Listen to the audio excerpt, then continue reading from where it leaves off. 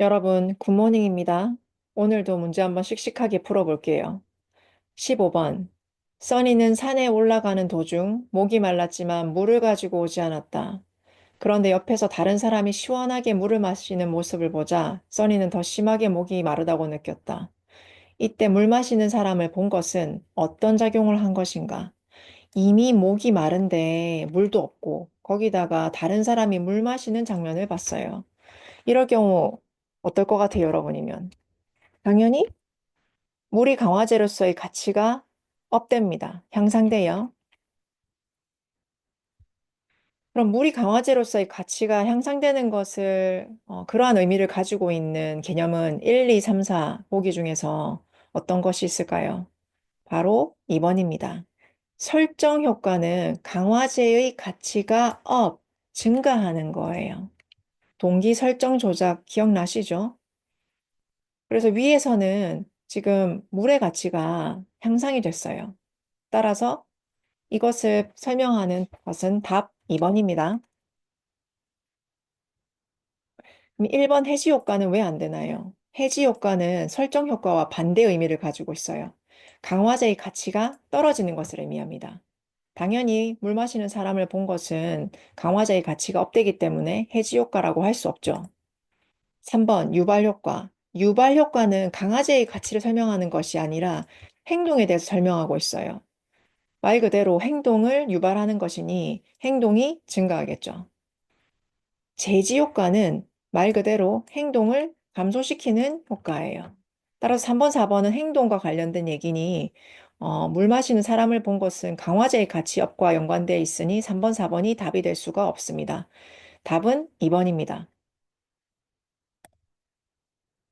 16번. 직장인 민수는 사무실에서 상사의 시선을 의식해 귀에 이어폰을 착용하지 않는다. 예전에 상사 앞에서 이어폰을 끼고 있다가 크게 혼난 경험이 있기 때문이다. 이 사례에서 상사의 존재는 어떤 자극에 해당하는가? 과거에 상사한테 혼났어요. 왜냐하면 이어폰을 끼고 있었기 때문이죠. 즉, 이어폰을 끼는 행동 때문에 상사한테 꾸중이라는 벌죄를 제공받았어요. 그러한 경험을 통해서 상사 앞에서 특정 행동, 즉 이어폰을 끼는 거죠. 그 행동을 하면 혼나는 것을 학습한 거죠. 이러한 상황에서 상사의 존재는 어떤 자극에 해당할까요? 상사 앞에서 특정 행동을 하면 벌죄, 즉 혼이 뒤따른다라는 것을 암시하는 그러한 개념은 벌변별 자극입니다. 벌변별 자극은 특정 행동에 대해서 너 그 행동하면 벌 따를 것이다 라는 것을 예고하는 자극이에요. 위의 사례랑 위의 사례에서 상사의 존재는 그 벌변별 자극의 개념이랑 딱 맞아 떨어지죠. 답 3번. 그럼 보기 1번의 자극 델타는 강화가 제공되지 않을 것을 예고하는 자극이에요. 그럼 상사의 존재는 위의 스토리에서 네가 무슨 행동을 해도 강화가 제공되지 않을 것을 예고하는 자극이에요. 아니면 너가 이어폰 끼는 행동을 하면 꾸중이라는 벌죄가 제공될 것이라는 것을 암시하는 자극이에요. 벌변별 자극이죠. 따라서 자극 델타는 답이 될 수 없습니다. 이번에 변별 자극은 어떤 행동을 하면 강화가 제공될 거야 라는 것을 암시하는 자극이에요. 근데 위에서 상사의 존재는 어떤 행동을 하면 강화가 제공될 것이라는 것을 암시하는 그런 스토리로 전개되고 있지 않아요. 그래서 2번은 답이 될 수 없습니다. 4번.